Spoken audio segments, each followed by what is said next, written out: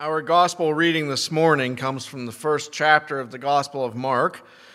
Let's read the 29th through the 39th verses. As soon as they left the synagogue, they went with James and John to the home of Simon and Andrew. Simon's mother-in-law was in bed with a fever, and they immediately told Jesus about her. So he went to her, took her hand, and helped her up. The fever left her, and she began to wait on them. That evening, after sunset, the people brought to Jesus all the sick and demon-possessed. The whole town gathered at the door, and Jesus healed many who had various diseases. He also drove out many demons, but he would not let the demons speak because they knew who he was. Very early in the morning, while it was still dark, Jesus got up, left the house, and went off to a solitary place where he prayed. Simon and his companions went to look for him, and they found him. They exclaimed, "Everyone is looking for you." Jesus replied, "Let us go somewhere else, to the nearby villages, so I can preach there also. That is why I have come." So he traveled throughout Galilee, preaching in the synagogues and driving out demons. It must have been truly amazing to be walking alongside Jesus during times like that, right? Think about the magnitude of what we just read. These people, his disciples included, are seeing things happening in front of their very eyes that they cannot explain and that they could not imagine. It must have been unforgettable, astounding, awe-inspiring, and life-changing. But we hear about these deeds so often that I think we start to kind of get used to hearing about them. Jesus heals the sick. He performs the miracles. He drives out the demons. He doesn't even let the demons speak. We've heard all of this before. And actually, we might even be so far removed from these events that it presents us with another reaction: disbelief. We have come so far, and we have learned so much since Jesus walked the earth as a human. We've done incredible, amazing things with science and with medicine.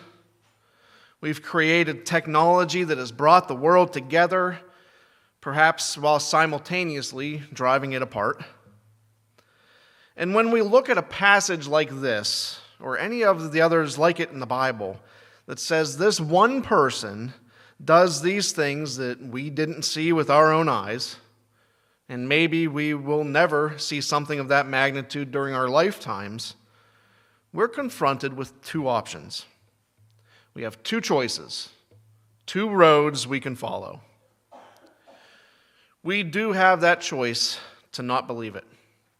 We can say that this is too fantastic, it's impossible, this is just an embellished story.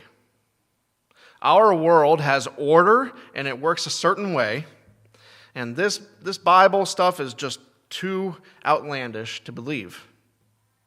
We know too much about how the world works to buy into this. And I'll tell you a secret: that would be the easier of our two options. Because the other option is to say, no, I do believe this. I do believe these eyewitness accounts of the life and the miracles of Jesus of Nazareth. And what makes that road hard is that there is a lot that goes with choosing to walk this road. Once we say that we believe all this is true, we also have to buy into the teachings of Jesus. All of them. It doesn't matter if we agree with them or not. We have to buy into them. And if that's not hard enough, then we have to apply them to our lives. And then, to take this a step further, we have the obligation to tell others about him. And by doing all of that, we're going to face questions, perhaps even ridicule. People may mock us, they may laugh, they may do worse than that. I was at a study group on Tuesday night at Grove City College. It was a small group that met in a classroom on campus, and some of the attendees happened to have a mutual acquaintance who became the topic of conversation. Now, I don't know this person, but apparently he is studying and preparing to move to the Middle East to teach the gospel of Jesus Christ. And he's not alone either. I know there are many more that are doing exactly what he is preparing to do. And I have to say, the easier road would be to not go. So the question becomes, why?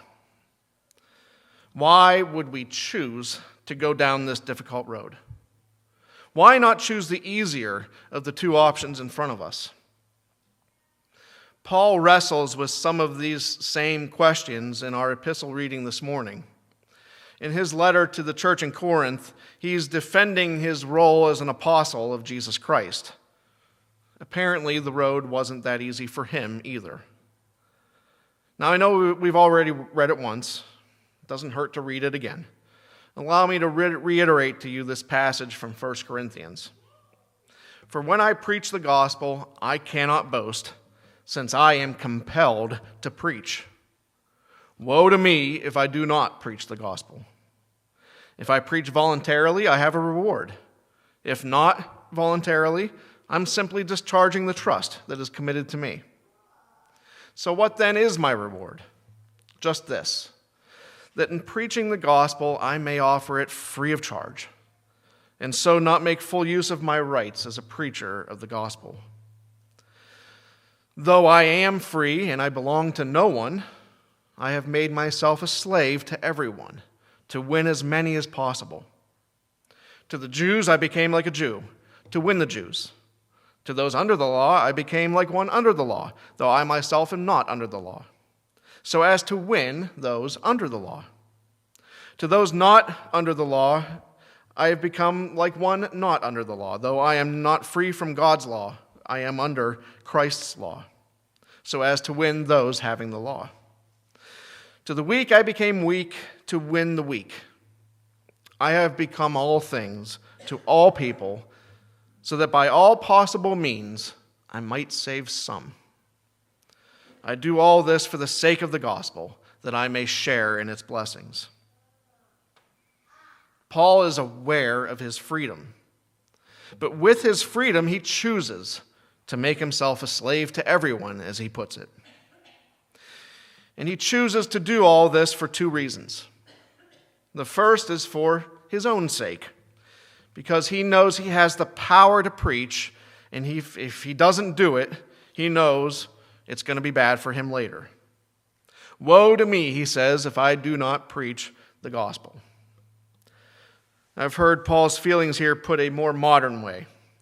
He's getting himself some fire insurance. If you think about that for a second, you'll get it.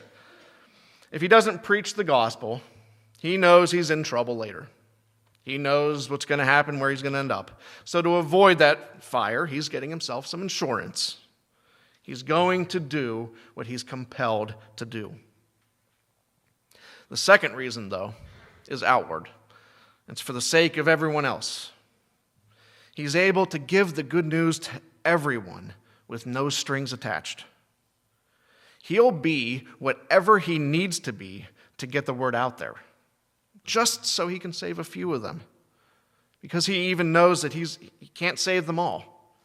Maybe he won't even save most of them, but his goal is to save some. He just wants to share the blessings of the gospel with as many as will hear it. I think that's powerful stuff. It's powerful enough to make a hard road filled with hard things seem worth taking. Now, you may be listening to this and thinking that, we're talking an awful lot, about preaching. Isn't that Pastor Adam's job? Good thing I'm not doing that. Well, I'm glad you're all sitting down this morning for this. But preaching is not contained to a pulpit. It's not even contained to a church.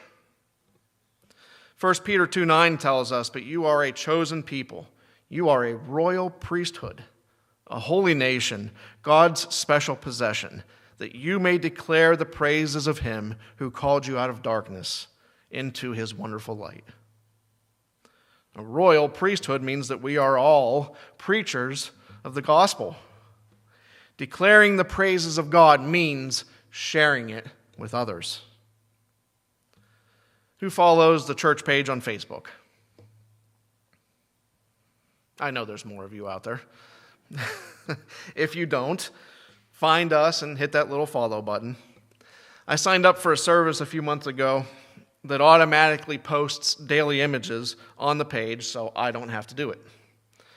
It keeps things fresh, it keeps things moving, and hopefully it gives us something worthwhile and meaningful to see each and every day. I tell you that, and I tell you that I don't post these things because of all the possible things to post yesterday without any of my input. We got this one. If you can't see it, it says, "Preach the word. Be ready in and out of season."